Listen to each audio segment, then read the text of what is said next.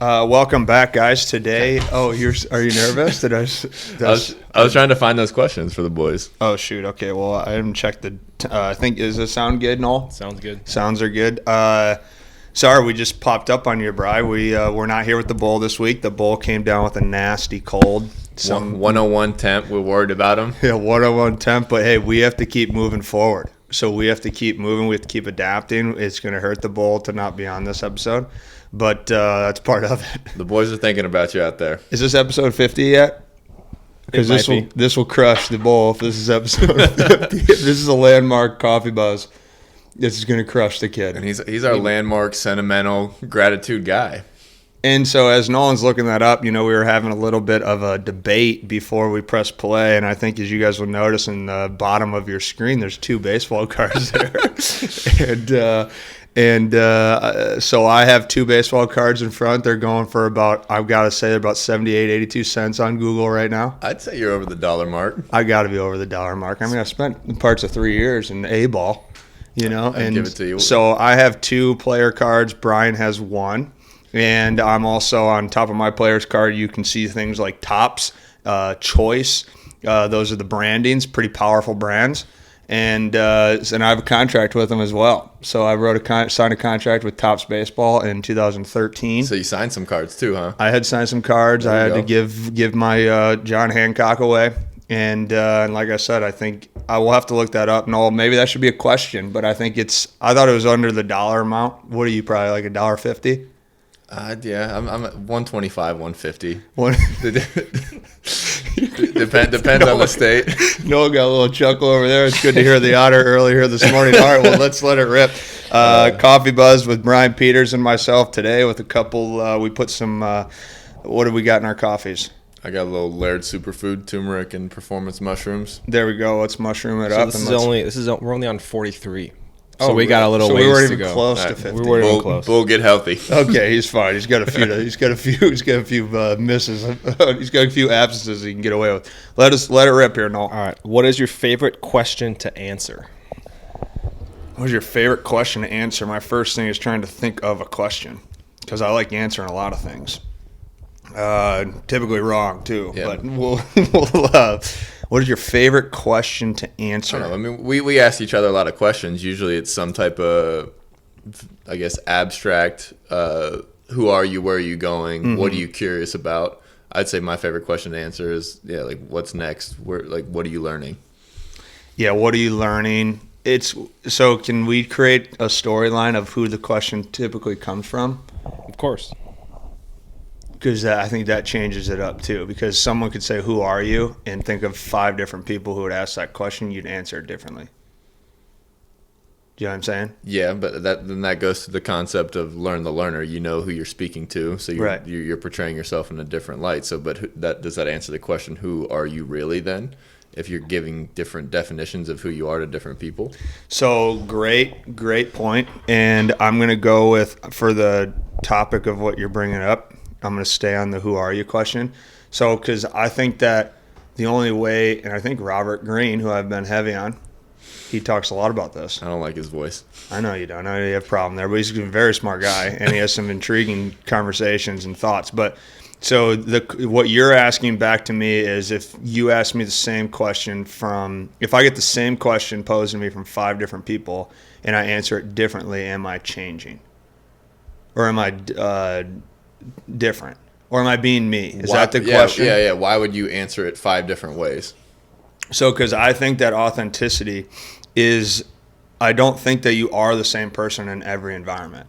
And I think that is authentic. And I think that we would deny that to be authentic. So we would look at it as, I'm the same person all the time, but really, like, no, you're not. But there's always more variables. Yeah, and then you're not also, and I think a lot of people use that crutch. I think we could even, and I myself included, I shouldn't say a lot of people as if I'm perfect. I mean, I know I have 2 baseball cards, Topps and Choice, but my point is, there's no, I think people could use the crutch of saying something similar to, well, I'm always like this. You know how people have done. I'm trying to go deep into a thought here. You're looking at that was my worst year. They're both choice. They're both choice. I I threw 3 innings that year. Put me on the DL for 3 months. It was terrible, but I had a lot of contrast tubs. Go ahead. So my point is, gosh darn it, I lost my train of thought. Okay, so you could use the crutch of saying I'm always this person in different scenarios, which would be a crutch. So I would say you're not authentic. So I think if you're not careful and you're saying I'm always this person or this is just me, deal with it, I think that is a crutch. I think that's like a shield, a mechanism. So it's like if a 15-year-old kid that I coach says, "Who are you, coach?" I'm going to answer that in a position that creates some sort of another question in the conversation for the two of us. Now, if I look at that guy and go, I've been dusty old trail, beaten up, I've had triumph, this, and the kid will go, okay, cool, like, what's next, Where if my mom were to say, "Who are you?" Well, that's one of the, if not, that is the only person who has seen me for every year of my life. So she could call BS. So I'm going to answer it differently, And then if you ask me, well, who are you? Well, we just had a conversation all day today about when we were 13 and now when we're 30. And I could say something, but you get to say that's BS, where Nolan said he met me in college and he didn't know that about me. Does that make sense? Yeah. So I think that changing your answer off of who asked you is being authentic, and that's having awareness for yourself. And I don't know if that answered the question, but I think that I like the question of who are you too. But I think the question that Nolan originally asked, I think the same wordage is going to be different depending on the person that asked it. Yeah, I agree with that. Because obviously we've talked about it time and time again on the podcast and on here, is the ability to adapt and change. Mm-hmm. But at the same time, the standards and values, we'll say identity. Okay. Your identity obviously changes. So identity's locked in. Your standards are locked in. We preach that. I believe that in myself. I have these standards for myself. So I'm not gonna.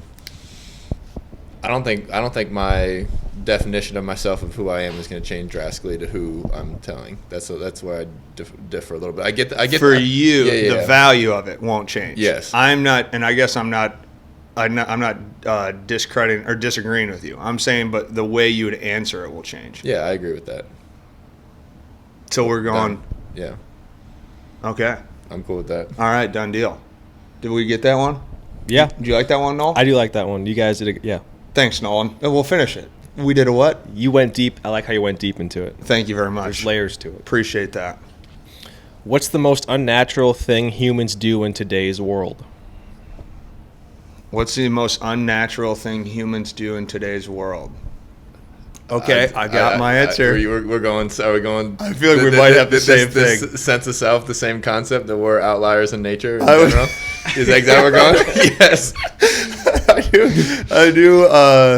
I would, yeah. Basically, and I'll try to go deeper into it immediately. But I was gonna say, what's unnatural is that the comfort of life now, like how we live in general is. I'm gonna try to change it off the same thing, but it's unnatural for us to sit in a house and just order a pizza and watch a movie. That's incredibly unnatural, and we think it's incredibly natural, which is insane. It's like. It's just not natural. So you look at humans, well, we're just species on Earth as well, right? So it's like we do very unnatural things compared to nature, which is why we were both laughing, because we talked about that for the last 48 hours. Yeah, I mean, nothing we do, obviously we were talking about that the house we're living in, the running water, all these comforts and all these things that our human conscious minds have manipulated in nature to create these castles and technology filming this to be able to transport an image that little machine's capturing. Yeah. There's no room for that in nature outside of our conscious minds that we've created. Yeah, it's weird to think about too. We'll watch ourselves on this again. Well, I don't know do you ever post these on YouTube? Yeah, they will. So the whole will be on YouTube. The whole thing's always on there? Yep. The coffee buzzes are, yeah. They are. Well, so it's You think about it because it's like I only watch the minute clip. But I know you don't put as much time into the YouTube thing, right? No. Yeah, so like the minute clip, Nolan puts a lot of time into. So that's kind of my moment to see how Nolan did, you know, and I judge the thing. And so I'll get to see myself and see you on this. And I always think about that. I always think about like I'm not there anymore, you know? Like right now as I'm saying this camera's capturing this in the moment, but it'll be entirely not real once it's posted. Isn't that weird to think about? That's outside nature. Yeah. Right? So that would be unnatural. Wasn't that the question too? Yeah. So this camera is the most unnatural thing humans are doing is really what we're getting to. But definitely, I mean, so we started even getting into like the concept of tools. Like Nolan was talking about, monkeys are throwing spears now. And did they develop that out of their own conscious thought? Is that natural, or did they see humans doing it? I know wasn't the. I'm not sure. I can direction. check. We're raising the animal kingdom to do what we did millions of years ago. Because essentially, if you think about it, spear throwing was what separated us from other things. You know, imagine if lions could throw spears and make fire and solve problems. I mean, we'd be screwed. There's no way around it. You know, if lions could create an alliance with the gorilla species and they could raise and they could build cities, I mean, we'd be done. No, I mean, that's why, like, you get thrown into, like, a bear's den, you're scared. For sure. Yeah, we're not, by no means are we the most alpha of physical species, but obviously, mentally we're Which dominant. comes back to the conversation we talked about with the mind. I mean, the mind is the most powerful thing, right? It's limitless. The body is limited to nature. Yes, the environment. There you go. No, so human mind is the most uncommon thing, most unnatural thing. Yes, nature. Because all these physical things, these technologies, and everything we've created out of our human mind. So it's insane. It's truly insane. Yeah, if you guys get a chance to watch True Detective, this blurt on YouTube, Russ talks about the biggest misstep in human evolution is human consciousness. Yeah, and you related that towards me, and that kind of made me think a little bit about myself. Go ahead, Noel. What's the last thing you think you've done for the last time? What's the last thing you think you've done for the last time?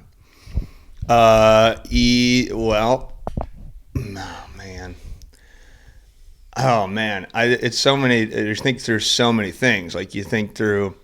My first thought was going to be school, but then who knows? Yeah. You can go back to school whenever. Obviously, my thing's sports. Yeah, and I thought sports, and mine's more concrete than you. Yeah, but is it? I know, but I mean, I can go through all the sports, and am I ever going to pitch in a baseball game again? Right, but you could. That's not the most recent thing, I guess. You could pitch in a town baseball game, an amateur baseball game. That's still technically.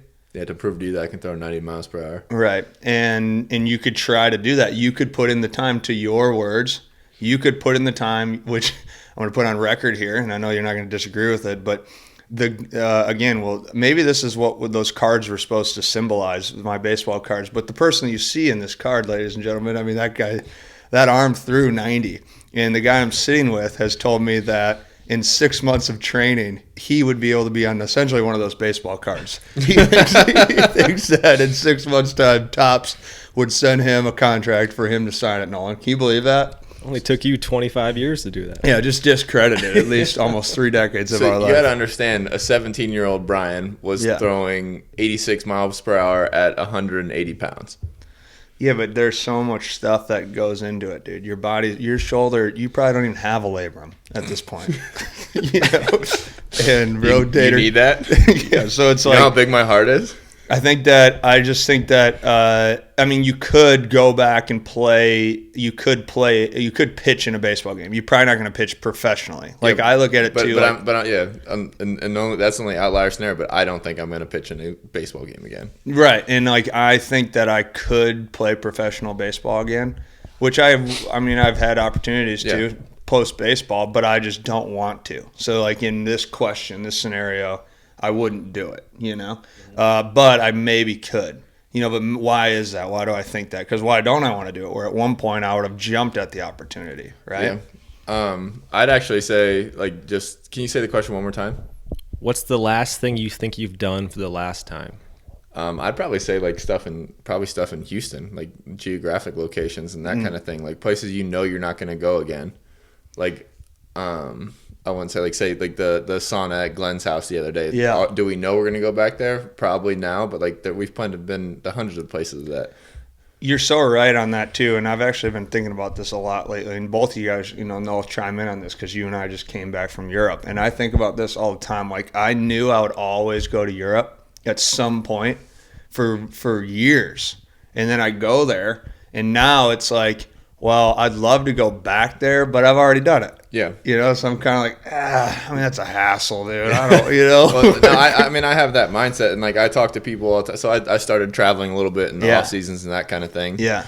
Brazil, Thailand, Australia, New Zealand, and you went to Brazil? Yep, I went there for a week with Scarlett. That's pretty cool. Yeah, but easy. No, but I talk to people about like you get there and you meet people that live there, and they're like, oh, you should come back this year. Or like when I played rugby in New Zealand, like come back every year for the tournament, blah blah blah, that kind of thing. And then you're just like, I always had the argument with people that like the world's too big to go to the same place twice. Right. Like, why would you go back to Brazil? You've already done it. Yeah. So there's a lot of things in life where we've already done that I don't want to go back to. Like we could, like again, say we had an argument earlier today about could Nolan be president? Like if I believe people can change at the drop of a dime. I've seen mild examples of it, but I think with time and effort, you can change the trajectory of your life. Yeah. So in that same aspect, I kind of lost my train of thought. But like if you, I guess, choose not to like go back to places you visited, if you choose to change your trajectory, like anything's possible. The mind's limitless. It is, and it's cool that you say that because you look at a lot of the athletes that we work with in the coaching side of what we do, right, in the professional athlete realm or college athletes that we work with, they all have really cool stories, yourself included. Nolan, you have a sweet story, or I have a sweet story. People who are in professional sports currently or have been, they just have a cool story. Yeah. And everybody has a cool story. Now, that's not just sports. Everyone has a cool story in general. But when you listen to these pro athletes, like your story, you got to the NFL, and the story to get there is awesome, right? Well, now, if you were talking at a high school banquet or a Hall of Fame banquet at your high school or whatever, and you were bringing up your story, I guarantee you'd say, I shouldn't say guarantee, but I would say I'd bet that you would go, I would do it all over again, right? Like I would do it all over again. But then the thing about the mind, and I think relevant to this question is, but would you do that again? Like, no. Yeah. And it's like, I'm thinking about a guy that it took him 8 or 9 years to get to the big leagues, and gets to the big leagues, and it's like he loved it, but then would you do 8 or 9 years of that again to go back to the big leagues? And that's your point about like traveling the world, right? And so I think the relevance of that with your question, Nolan, is it's like, yeah, we could do a lot of things that we've already done. I mean, Billy Madison proved it. He went back and did K through 12, so we could go back to first grade, I'm sure, somehow. But it's more of once I think you put a stamp on it, maybe, or close the book on it, you just kind of go, I'm not going to do that again. So I think the answer to your question wouldn't be one thing. It would be all the things that you've already done that you wouldn't want to do again. Yeah, you got enough from. Yeah. Love it. I mean, the boys, this mushroom stuff in the coffee is really good. Hitting. So in honor of one of Harvey's recent Instagram posts, what is your favorite quote, and why does it have such an impact on you? Yes. I got it tattooed on me. The trouble is you think you have time. It kind of stemmed from like a stoic element for me, just to live your life immediately, continually push, and just don't let time fly by. Like this, for me, it's just always like a quick, easy reminder to go live and be productive, curious, learning, all the above. Yeah, and it's interesting. So going off of that history that Nolan gave of the question. So like when you read that, go live, and you just talked about you've already been to Brazil, now I want to go to wherever, right? And when you do those things, like the quote is still the same quote, but is it the same way of thinking? Oh, not a chance. Like my view of it has changed every time. Initially,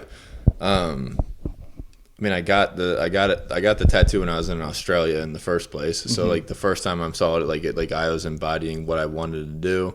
I didn't hang my hat on what I should do at the time. Like I lived how I wanted to be living, which is a mindset like I wanted to embody at the time. So, but now it's like if I'm like I got it on my wrist. It hides under my watch because like obviously you check your time or you're tracking time and those kind of things. It just is a reminder that, I mean, I've seen it in 1,000 different lenses at this point now, where it's like you're not in control of the time. Right. Get off your ass, go work. Like get off your ass and learn something. It's more like I mean, sometimes it's relationship wise. Like the trouble is you have time. Like how many more times am I gonna see my grandma? How many more times am I gonna be able to tell my mom I love her? All those things. Like it hits different every time, which is fun. Which is why I love the quote. Yeah, for sure. And I think that was kind of the thinking of it was in what's the original question? I didn't even know I should know this. What's your favorite quote? Yeah, what's your favorite quote? So I think of it as because it's funny how it works, right? I mean, I'll go into my whole mindset of this, and I could be entirely off here, but it's like you know you could always comprehend the moment by moment things, but when you're younger and as you get older, it just becomes a little bit more precious. So you're always like battling this good and bad side of you, right? So you look at like holidays and you really break it down. And as you get older, you go, well, I mean, if I live to be this long, I only have 40 more holidays left, you know, like it's kind of freaky. And then you're like, well, I'm just going to experience it. And you appreciate it, but then you're appreciating it. You're trying so hard to appreciate it because you don't want it to end. So then it's like sad again, right? It's like this really good and bad feeling all the time that I think is just part of the beauty of living, right? Because then you just have to think through things. So it's like a favorite quote to me.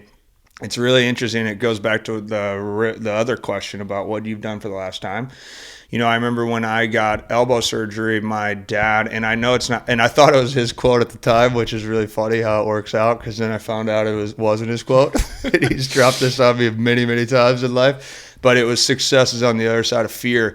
And I remember that like shifted the way I trained as an athlete. Like that quote single-handedly shifted the way that I trained as a human.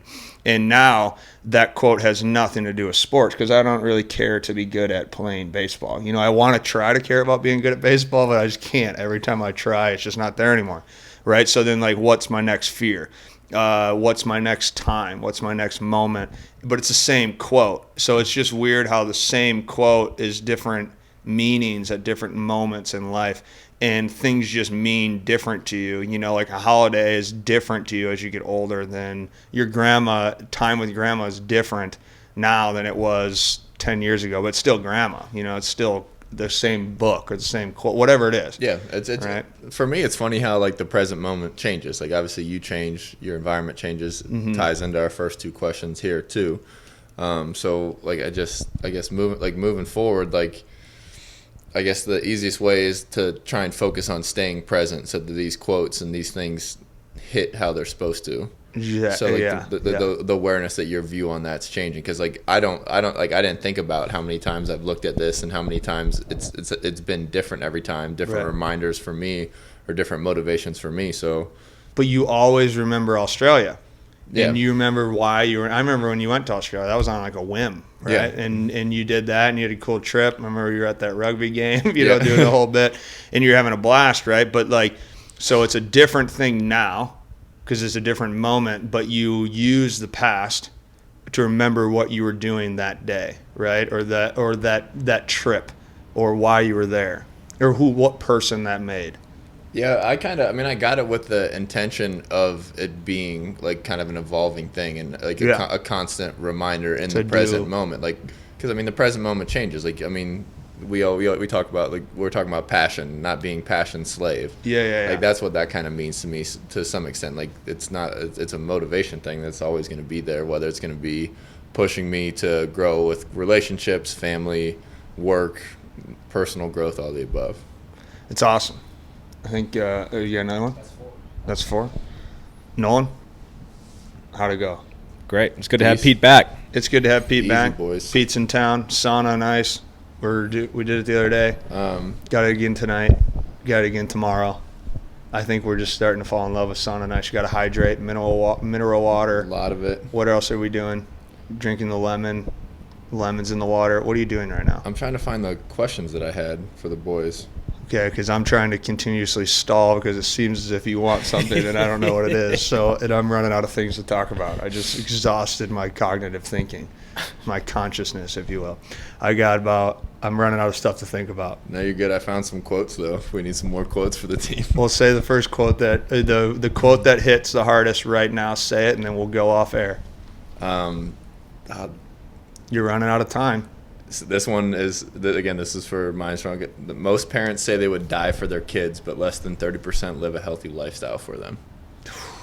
Yikes. Well, everyone have a good weekend. Cheers.